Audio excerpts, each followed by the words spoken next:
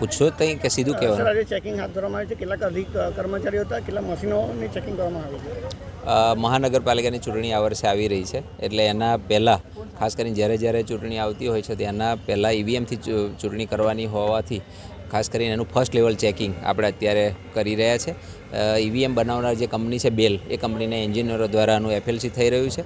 એમાં કોર્પોરેશનના 30થી 40 જેટલા મજૂર અને કર્મચારીઓ સામેલ છે અને આગામી 4 દિવસ આ કામગીરી ચાલશે, જેમાં આપણે બધા માન્ય રાજકીય પક્ષોના પ્રતિનિધિઓને હાજર રખાઈએ છીએ.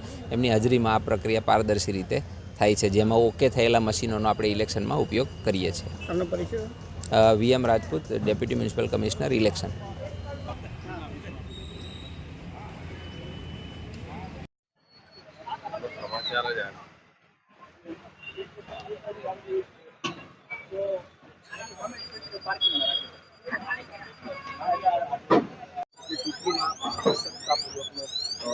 કામગીરી થાય તેવા હેતુ સાથે આ લોકો દ્વારા આ કામગીરી હાથ ધરવામાં આવી છે અને